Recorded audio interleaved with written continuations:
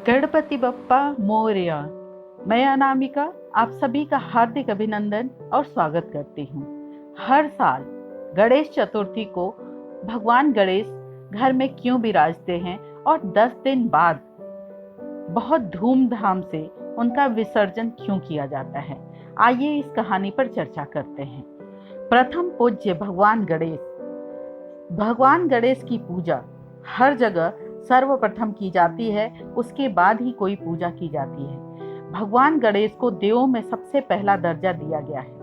हर माह की चतुर्थी को भगवान गणेश को समर्पित किया गया है, लेकिन भाद्रपद मास की शुक्ल पक्ष की चतुर्थी तिथि को बेहद खास माना जाता है।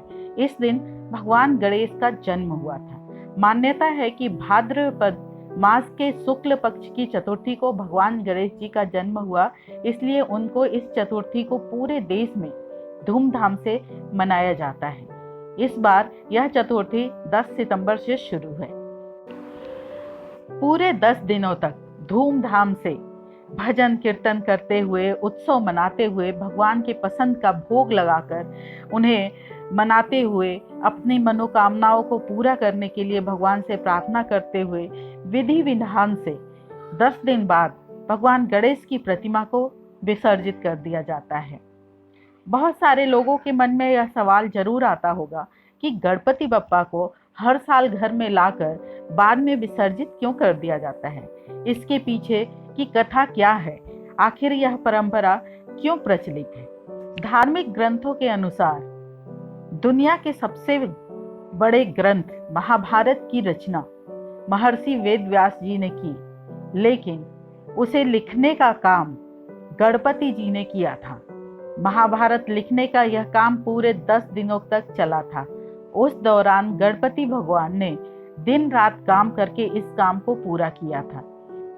इस कार्य के दौरान गणपति के शरीर के तापमान को नियंत्रित रखने के लिए महर्षि वेद व्यास जी ने उनके शरीर पर मिट्टी का लेप कर दिया था, जिससे कि उनके शरीर का तापमान ज़्यादा न बढ़े और नियंत्रित रहे।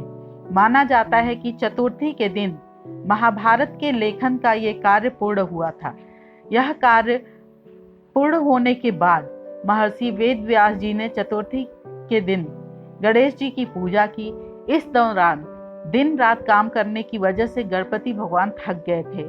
लेप सूखने की वजह से उनके शरीर का तापमान और भी बढ़ गया था। इसके बाद महर्षि वेद व्यास जी ने उन्हें अपनी कुटिया में रखकर उनकी काफ़ी सेवा की, साथ ही उनके पसंद के तमाम पसंदीदा व्यंजन बनाकर खिलाए। उनके शरीर के बढ़े तापमान को नियंत्रित करने के लिए सरोवर में डुबकी लगाया, जिससे कि उनके शरीर की मिट्टी हट जाए और उनके शरीर का तापमान भी सामान्य हो जाए।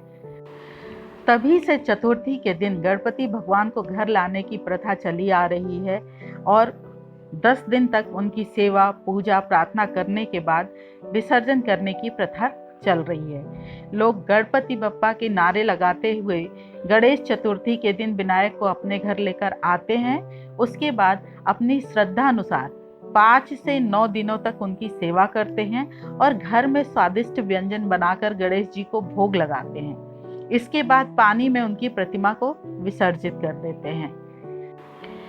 इस प्रकार ये परंपरा बहुत श्रद्धा और धूमधाम से चली आ रही है और आगे भी सनातन की ताकत बरकरार रहेगी और ऐसे ही भक्तों का उल्लास बना रहेगा।